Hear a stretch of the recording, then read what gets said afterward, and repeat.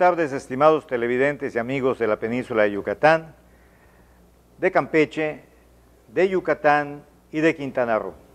Nuevamente estoy con ustedes desde el programa Novelísimo. Soy Jaime Novelo y esta tarde espero y me emociona que vayamos a profundizar en algo que es muy llamativo y siempre con unas incógnitas para el común de los mortales, que es la epigrafía maya. ¿Qué es lo que dicen? ¿Cómo se lee? No solamente en las estelas y en los códices, sino lo que existe en aquellos vestigios mayas que tenemos a donde vayamos, sea en Campeche, en Yucatán y aquí en Quintana Roo, pero más allá también en Guatemala, en Chiapas. Y para eso contamos también nuevamente con la presencia del investigador y escritor Claudio Obregón Clairín. Buenas tardes, Claudio. ¿Qué tal? Me da mucho gusto que estés nuevamente en el programa. Un placer estar con ustedes. Claudio es pues nuestro epigrafista estrella. Esperemos que haya competencia y alguien también diga que es epigrafista y nos explique las cosas tan bien como tú nos las explicas y se estudie, porque creo que estamos ayunos, aunque ya hemos hablado de ello también, pero creo que no hay la demostración de que ser epigrafista no solamente es decirlo, sino también demostrarlo a través de los programas, ¿no? Entonces, independientemente de que es parte de tu función, ya que tienes la investigación y ser escritor, pero ahora nos vamos a dedicar en el programa a lo que es la lectura de lo que dicen las pinturas, estelas y otras cosas que nos traes por acá. Claudio, me parece que vamos a empezar por una breve semblanza de lo que es la cultura maya en general en su contexto universal, como parte de la cultura universal. ¿Qué nos tienes que decir? Ciertamente, pues muchas gracias por la invitación, nuevamente estar con ustedes es un placer.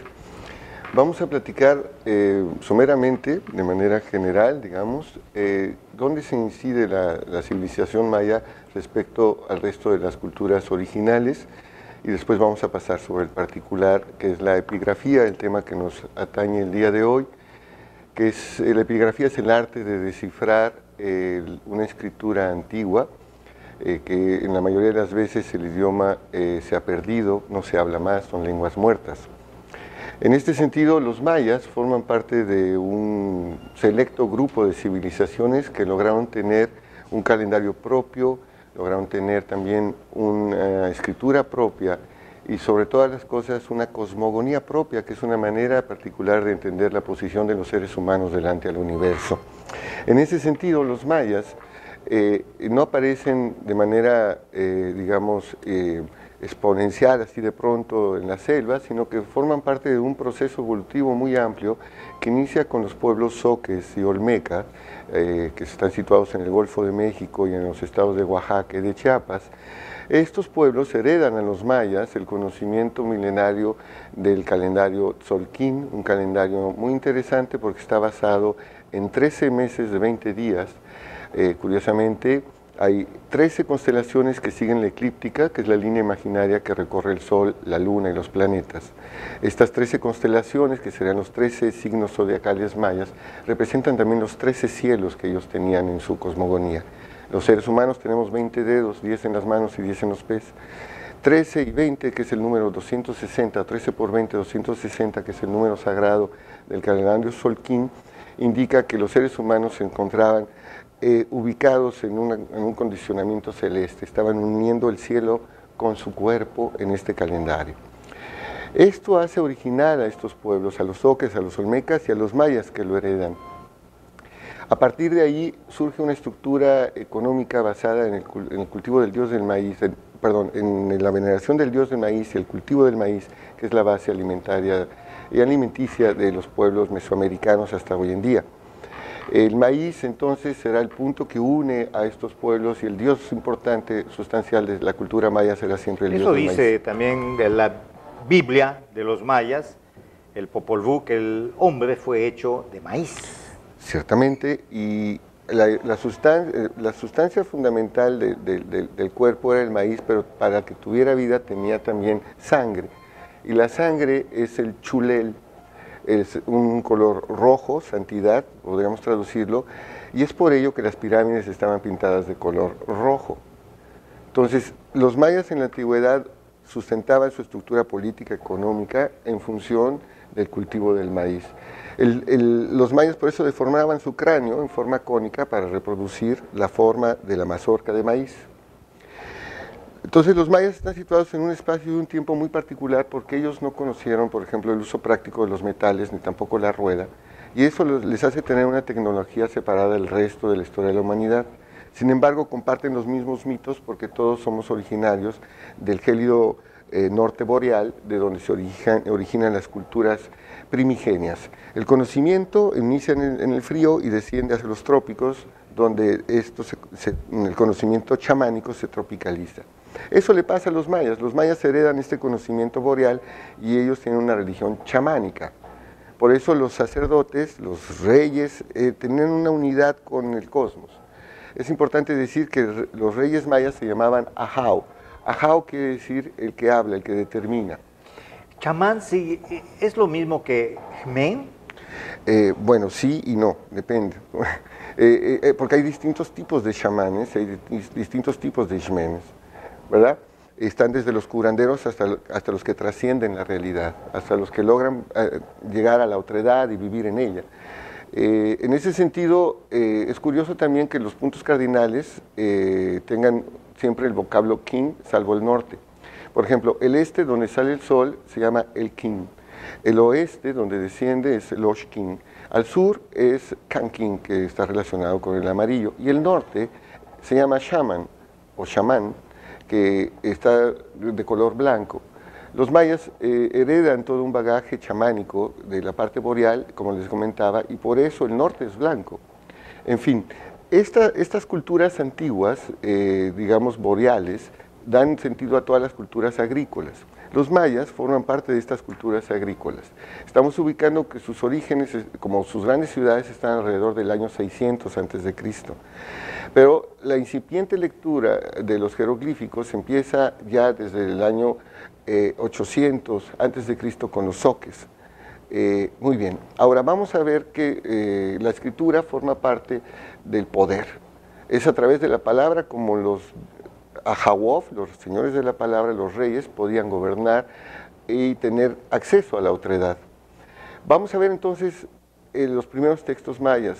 Ya una vez ubicado que esta sociedad agrícola dependiente del maíz tenía la palabra como un vaso comunicante con los dioses, vamos a leer los primeros textos jeroglíficos mayas. Voy a presentar un trabajo de investigación que realicé hace 2 años sobre el texto antiguo, el texto maya más antiguo que se encuentra en San Bartolo, Guatemala, y que David Stewart nos planteaba precisamente que era muy difícil traducirlo porque estaba relacionado, podemos si gustan enfocarla al recuadro, estaba enfocado a un idioma a base de pictogramas.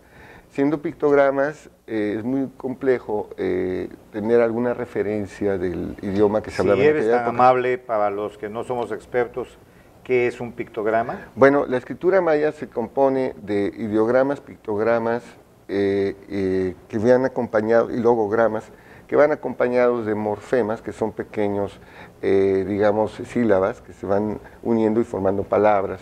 Aquí sobre esta imagen, aunque es un texto muy antiguo, podemos ver, por ejemplo, que un diseño, como podría ser un simio aquí, todo el mundo lo puede ver como un simio, entonces esto es como un logo, como cuando vemos el letrero de no estacionarse. Aun y cuando no hablemos el idioma, sabemos que ahí no nos podemos estacionar. La escritura maya tiene la característica de, por esta composición a base de ideogramas, logogramas y pictogramas y morfemas, que personas que no hablaban el mismo idioma lo pudieran comprender. Es lo que pasa con el chino, el coreano y el japonés también. En ese sentido, la escritura jeroglífica maya... ¿Pero qué pasa con esos idiomas?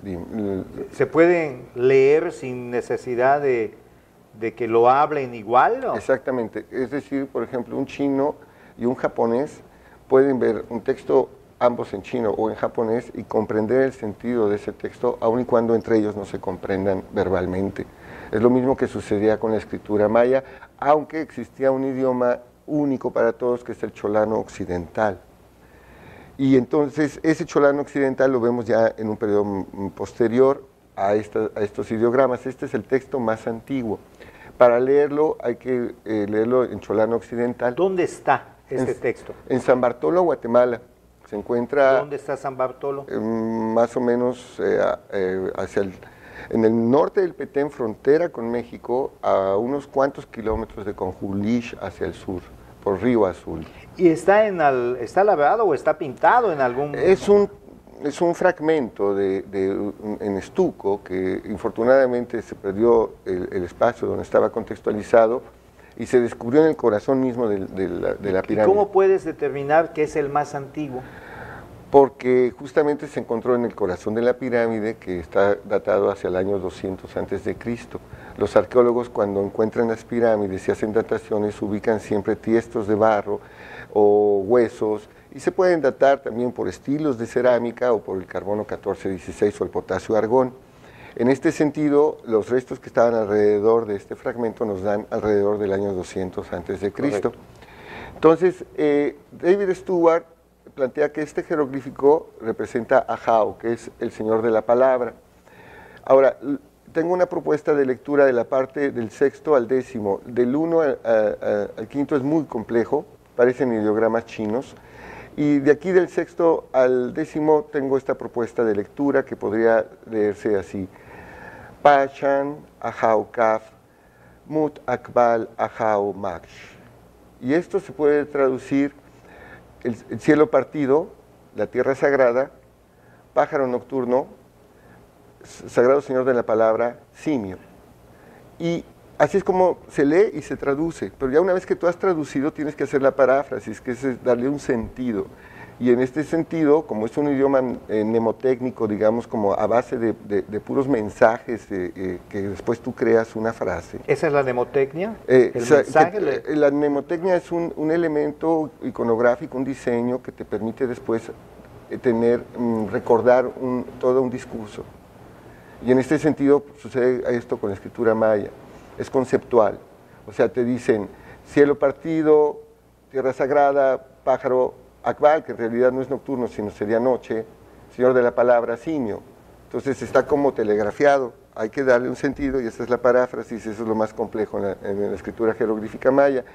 Y entonces parto del principio que es el Señor de la Palabra, pájaro nocturno, simio, señorea en la tierra sagrada donde el cielo se parte. Vamos a regresar después del corte. Ya nos llevamos un corte. Ya estamos sobre el tiempo, ¿no? Yo me menciono igual que tú y se nos va, si no nos están haciendo la indicación. Regresamos después del corte.